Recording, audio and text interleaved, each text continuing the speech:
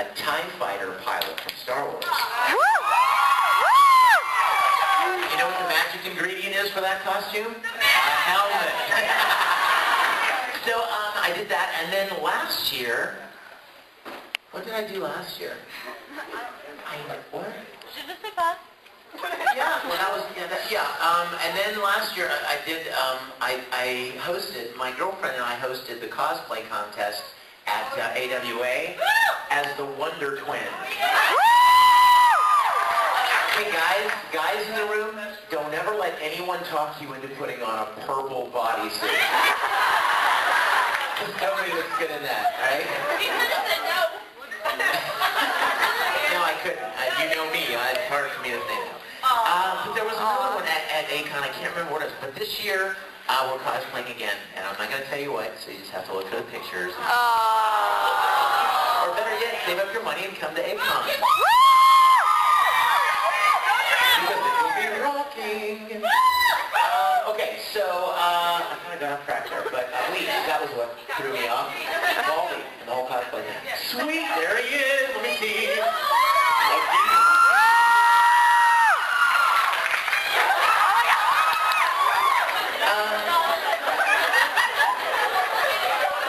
Let's see.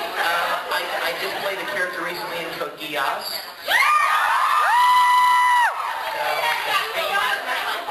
Did I get killed last night, like hardcore? And then I played this awesome character in the first few episodes of The Gray Man. Did you see it? The Akuma Clown? Yeah, it doesn't sound. I don't think it sounds much like me. So, which was the goal all along. And let's see. I think Funimation is just now releasing a lot of things that I have been working on a long time ago. It's really interesting because they record stuff and then it doesn't come out for a long time. Because of course, if you think about it, you got to record and that's like the first thing you do. Then you have to mix it, then you have to encode it, then you have to get discs pressed, and somebody's doing artwork. There's all kinds of release and distribution schedules to be done. So it takes a long time before stuff comes out. Consequently, I don't even remember doing it, and then suddenly I go to the Funimation table and I'm like, ooh, look, Heroic Age. Ooh, look, Stigma. Oh, look, Darker Than Black. And so I'm excited that a lot of these new shows that I was in are coming out. What else? Yeah, they're doing something exciting for One Piece, and I don't know what yet, but I'm excited. I couldn't tell you because I don't know. But there are a couple of shows, brand new shows that Funimation has licensed that I'm very excited to say I'm going to be working on. I'm not saying any titles. Don't try to trick me. Well, and of course, yes, of course, we're all excited. And don't hurt anybody's eardrums right now. Oh, God. We're all excited about the new Full Metal Alchemist series. And I don't know any schedule. I don't have any official news for you. I'm just a lowly actor. But I do know that Funimation obviously owns the rights because they're streaming it, which means they have the rights to it. And I assume and hope and expect that we will be starting on it at some point, but I have not heard anything official. So I can't say, I'm doing this and we're doing this and it's going to start here. I don't know. You guys, here's what you need to keep your fingers crossed. Keep your fingers crossed that that Cartoon Network decides to air it. Yeah! Because I know one thing. I know that Full Metal is one of the more popular shows they've ever had. I know that they rerun it all the time. Even though they're scaling back anime, well, they are because they're greedy and they want to make more money. They can make more money if it's their program. But you know what? Hey, you know what? Here's the deal. Here's the way we combat that. Don't watch their crap. I know. And I don't mean the good stuff, but I'm just saying. I'm going to get in trouble with all the videos now. I'm in trouble with Cartoon Network. Here's what I mean to say. If you don't like a show, don't watch it.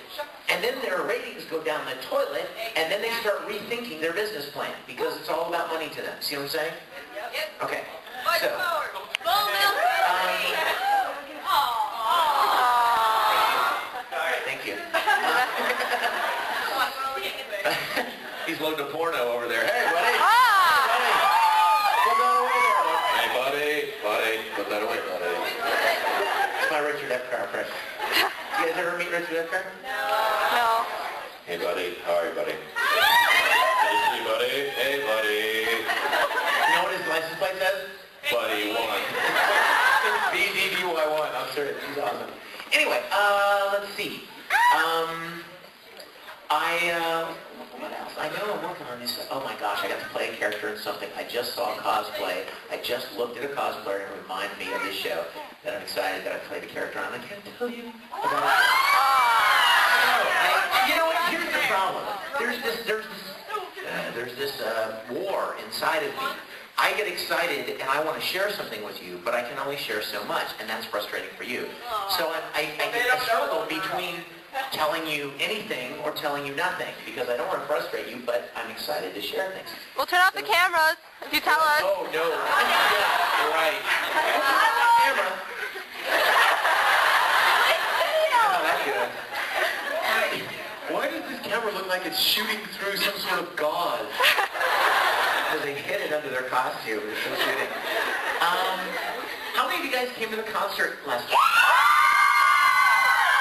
Look at all of you punks that didn't come. Oh my God. We had a lot of fun, didn't we? We had fun. Did you totally love Move coming out? Okay, see, let me tell you what you missed, you guys, that didn't come, so you can like go back and kick yourself later. You guys know Move, the J-Rock band that was the headline band here. Well, a couple of years ago, I've done a few conventions with them, and a couple of years ago, we were at a convention, and Motsu and I became really great friends. They're the guy that's their lead rap singer guy, and he said, "You write music, Vic, you know?" And I'm like, "Yeah," and he says, "We would love to hear some of your songs." So I sent him like one of my CDs. I sent him Metafiction. And he wrote me an email. He's like, "We want to record Nothing I Won't Give." And then I'm like, "Really?" And so they wrote this Japanese lyric to it. And he and Yuri, I mean, it was so cool. And then Yuri, have you guys heard the Hello Beautiful duet that's on my MySpace? That's Yuri from Move and me. And so then I went to Tokyo and hung out with Motsu, and we had a great time. And Romy Park, exactly. And